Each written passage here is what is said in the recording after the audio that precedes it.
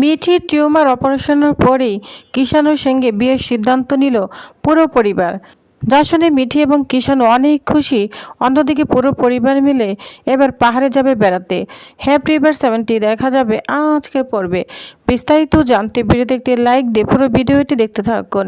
গল্পের শুরুতে দেখা যায় ঠাম্মি বর্ষার দিকে তাকিয়ে ধীরে ধীরে বলল, হ্যাঁ গো বর্ষা, তোমার আবার কি সমস্যা বলো তো? বর্ষা চুপ করে দাঁড়িয়ে থাকে, মুখে কোনো কথা নেই। তখন ঠাম্মি বলে, মিঠি যদি এতদিন পর একটু বাড়ি খেতে যেতে চায় তাহলে তোমার এত প্রশ্ন কেন? মেয়েটা এতদিন অসুখে ভুগেছে, ঠিকমতো খেতে পারেনি, বাইরে বেরোতে পারেনি, আমরা সবাই দেখেছি ওর কষ্ট। একটু থেমে ঠাম্মি আবার বলতে থাকে, তাহলে আজকে যদি ও সবার সঙ্গে বাইরে খেতে যায় তাতে কি সমস্যা? কারো কোনো সমস্যা হওয়ার কথা নয়। নতুন যদি সবাইকে নিয়ে বাইরে যায় তাতে তোমার এত কৌতূহল কেন? মেয়েটার তো দুদিন পর অপারেশন, এত বড় ধকল যাবে। ও যদি একটু আনন্দ করতে চায়, একটু ঘুরে আসে, তাতে তো কারো কোনো অসুবিধা হওয়ার কথা নয়। মন খারাপ ছিল, শরীর খারাপ ছিল, এখন রোগটা জানা গিয়েছে, তবু তুমি এত প্রশ্ন কেন করছো? বর্ষা মাথা নিচু করে বলে, না ঠাম্মি, আমি তো শুধু একটা প্রশ্নই করেছি, জানার ইচ্ছে ছিল তাই বলেছি, আমি ভুল কিছু বলিনি। ঠিক তখনই অয়নদীপ গলা চড়ে বলে ওঠে, শোনো বর্ষা, এখানে প্রশ্ন করার দরকার নেই, আমরা উত্তর দিতে বসিনি, এখানে আনন্দ হবে, গল্প হবে, তোমার যদি ভালো না লাগে তুমি চলে যেতে পারো। বর্ষা তখন বলে, না পিসেমশাই, আমি ওরকম কিছু বলিনি, আমি এমনি এমনি বলছিলাম। এই কথা বলে বর্ষা মাথা নিচু করে দাঁড়িয়ে থাকে। কমলিনী তখন বলে, বাড়ি থেকে ফোন দিব? তখন মিঠি বলে, হ্যাঁ মা, তাড়াতাড়ি ফোন দাও, দিদুনের রেডি হতে সময় লাগবে, তারপর আমরা সবাই একসঙ্গে বেরোবো। কমলিনী তখন নতুনকে জিজ্ঞেস করে, সত্যি ফোন করব? নতুন হেসে বলে, হ্যাঁ করো না, আজ সবাই মিলে একসঙ্গে বাইরে খাবো। ঠাম্মি তখন খোঁচা দিয়ে বলে, দেখেছিস, বাপের বাড়িতে ফোন করার জন্য মনটা ছটফট করছে, তবুও আবার তোর পারমিশন নিচ্ছে। নতুন হেসে বলে, থাক মাসি, হিংসা করো না। এটা বলে সবাই মজা করতে থাকে। ঠাম্মি তখন বলে, আমি কিছু বললে দোষ হয়ে যায়। নতুন হাসতে হাসতে বলে, না মাসি, কারো দোষ নেই। কমলিনী, তাড়াতাড়ি ফোন করে নাও। অয়নদীপ বলে, তাহলে আজ সবাই মিলে বাড়ি খেতে যাচ্ছি, তাই তো? আজ শুধু আনন্দই হবে, আর কিছু না। কুর্চিকে বলে, তুমি রেডি হও। কুর্চি বলে, না আমি কোথাও যাব না, আমি এখানেই থাকবো। অয়নদীপ বলে, এত টাকা দিয়ে বাড়ি বানিয়েছি, যদি থাকতেই না পারি? কুর্চি জেদ করে বলে, তুমি গেলে যাও, আমি যাব না। অয়নদীপ নরম গলায় বলতে থাকে, এভাবে বলো না লক্ষ্মী সোনা, সবাই তো আমরা একসঙ্গেই যাব, আবার একসঙ্গেই ফিরবো।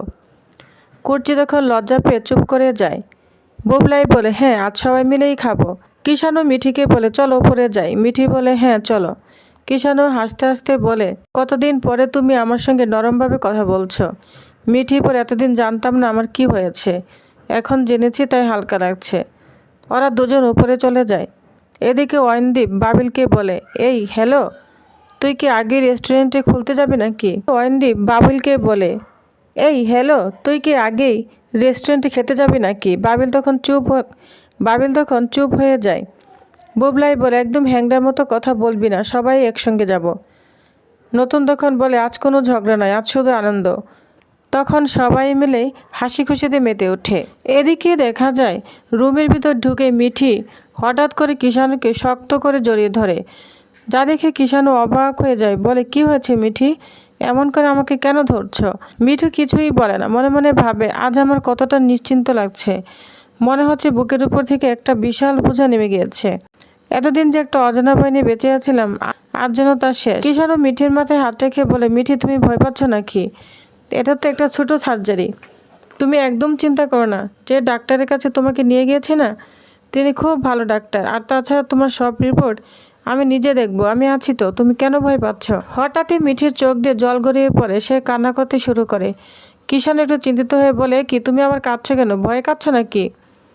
মিঠির চোখ মুছতে মুছতে বলে, কে বলেছে তোমাকে আমি ভয়ে কাঁদছি? কিষাণও বলে, তাহলে কেন কাঁদছ? মিঠি তখন বলে, সব কান্না কি ভয়ের জন্য হয়? এতদিন আমি অসুস্থ ছিলাম, জানতাম না আসলে আমার কি হয়েছে, আজ যখন জানতে পারলাম তখন ভালো লাগছে বলেই কান্না করছি। কিষাণ একটু গম্ভীর হয়ে বলে, দেখো মিঠি, শরীরটা এখন ঠিক করতে হবে, এই শরীর নিয়ে তুমি কোথাও যাবে না। মিঠি হঠাৎ বলে ওঠে, কেন? আমি তো কোর্স করতে চলে যাব, ওখানে গিয়ে একটু রেস্ট নিলেই হবে। কিষাণের চোখ বড় বড় করে বলে, একদম না, তুমি যদি এমন করো না তাহলে কিন্তু আমি কঠিন হয়ে যাব। নতুন তখন বলে, হ্যাঁ সার্জারি তো হয়ে যাবে, এটা খুব ছোট একটা সার্জারি, চিন্তার কিচ্ছু নেই। কমলিনী তখন বলে, কবে হবে? নতুন বলে, ডাক্তার বলেছে ফ্রি টাইম পেলে ডেট দিবে, তার আগের দিন আমি মিঠিকে ভর্তি করিয়ে দিব, সমস্ত টেস্ট হবে, তারপর অপারেশন, আর অপারেশনের পরের দিন মিঠিকে বাড়ি নিয়ে আসবো। কমলিনী একটু অবাক হয়ে বলে, তাহলে তো মাত্র 3 দিনের ব্যাপার। নতুন মুচকে এসে বলে, হ্যাঁ 3 দিনেরই ব্যাপার, তারপর সব ঠিক হয়ে যাবে। অন্যদিকে দেখা যায় কিষানু মিঠির পাশে এসে বসে।